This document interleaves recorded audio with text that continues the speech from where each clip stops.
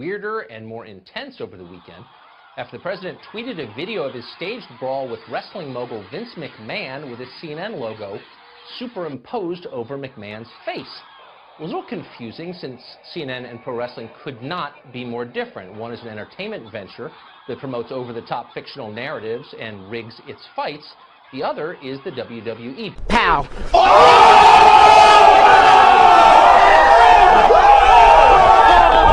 Tell me why you think that it was not taken out of context when she calls for a jihad against the White House. Well, I mean, it clearly wasn't taken out of context. Everybody I know who posted this story posted the entire video as well as a large portion of the transcript from what she said. I don't think anybody is claiming that she openly called for violence against President Trump, but jihad means more than just internal struggle or quote-unquote struggle for good. I mean, we all know that there are terrorists all over the world who invoke the word jihad as justification for what they do, and Linda Sarsour knows that too. I mean, she knows how to make a headline. She is a radical anti-Semite who has backed terrorists in the past. She's a person who has said that I Stop smearing her. Don't smear a woman who's not here to defend herself. You just don't like a vocal American Muslim woman proudly standing for justice. Don't smear a woman who's not here to defend herself. Shame on you. Okay, I'll talk about CARE instead. CARE is an organization that was an unindicted co-conspirator in the Holy Land Right, Foundation. shift the topic. Exactly. Never indicted.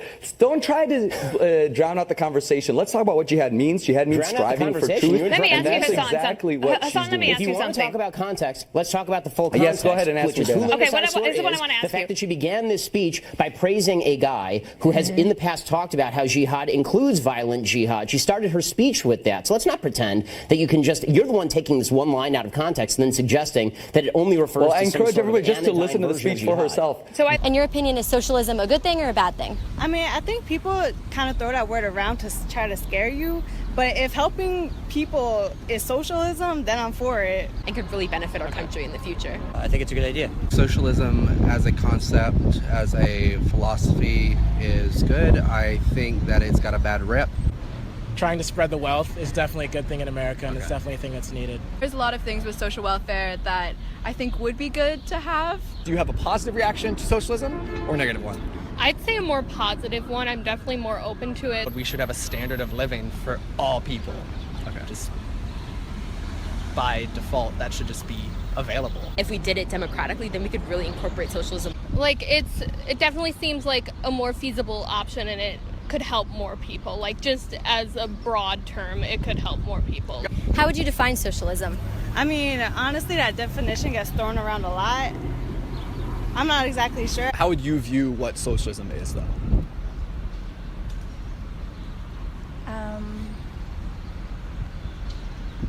Economically, what is socialism? Economically, So, I'm gonna think about that for a second. I guess just specifically just, getting rid of that wealth gap in the United States. How would I describe it as little words possible?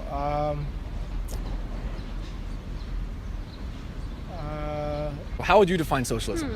I mean, it's definitely more of an open form of government, and it feels like a lot more accessible to a lot more people. And that's kind of how I see it, like being more accessible and more kind of like equal ground. Yeah. What does that mean necessarily, though? To be quite honest, I don't know. Hello, Mr. D'Souza. I'm a op-ed writer for the school paper, and full disclosure, I wrote an article saying that I think you're a hack. Now, I came with an open mind, and I was disappointed to find that much like much of the current president's comments, yours are based on sort of shallow logic, lack of expertise, no real facts, and economic ignorance. And some conservatives have said that too. But I have a question about the broader conservative philosophy, and this gets back to what you said about trade. Now, you said that, we gotta, get trade back in order.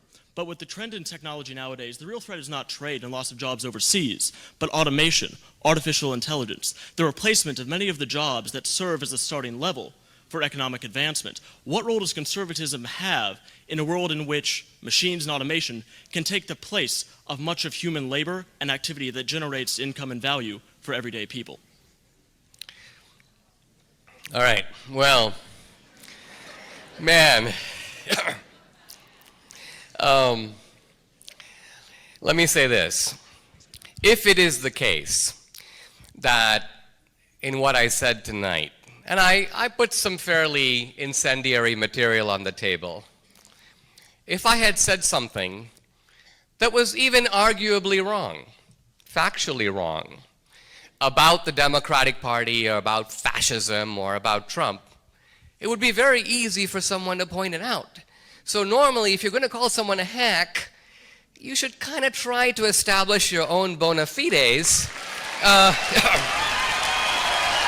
You know, it's okay.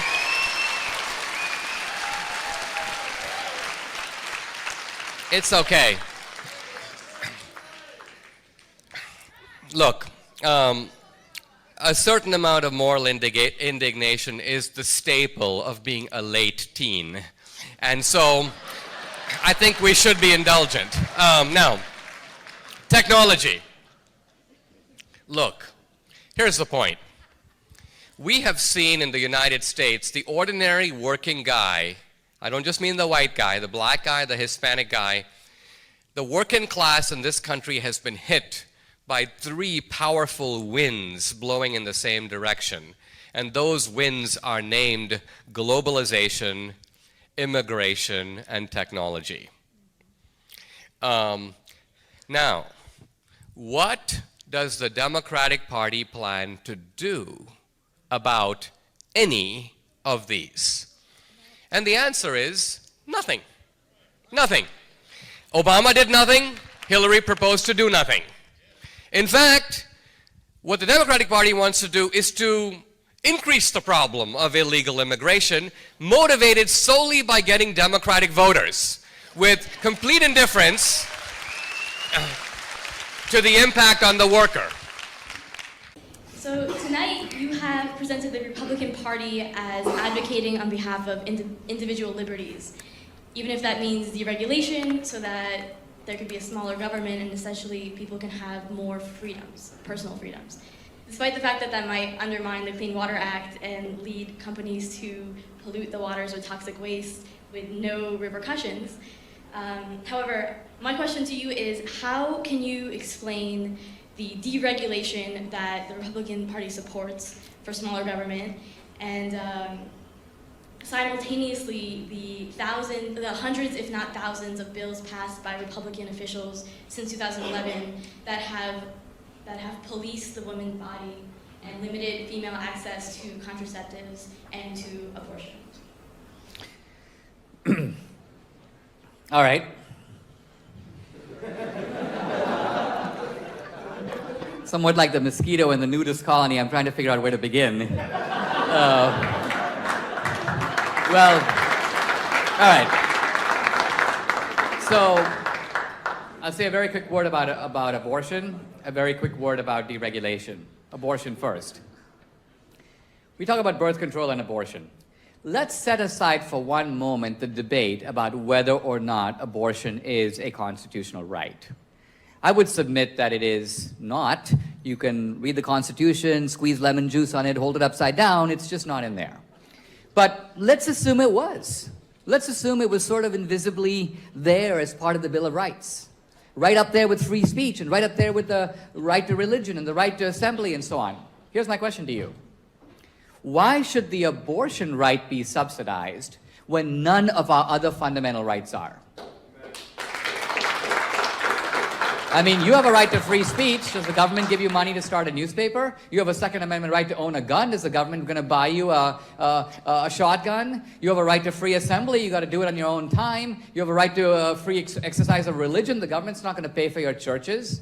So, since the government pays for none of our other fundamental rights, why does this right get to be in a category of itself? That's my point number one. Pivoting to point number two. No corporation that pollutes the water should be allowed to do that because that is an actual infringement upon the common good. In other words, that is actually doing harm to the public. This is completely different from the real point of deregulation. The real point of deregulation is to create a scope in which individuals can transact freely. Now, let me give you an example of what I mean. We have a right to health care, and presumably we have an equivalent right to food, right? To eat. What could be more basic than the right to food? Now let's assume that the government establishes not Obamacare, because that's healthcare, but an Obama right to food. And the basic idea here is that when you go to the grocery store, you can get food, and somebody else will pay. So you walk into the grocery store, you fill up your cart. I would submit, first of all, that you will excessively fill up your cart because you're not paying. And you're going to show up at the counter, at which point the woman behind the counter will notice that not only have you excessively filled up your cart, but since you're not paying, you don't care what the prices are.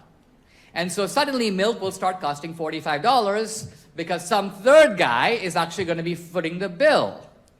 Now, I would submit that this is in a nutshell what's wrong with our healthcare system.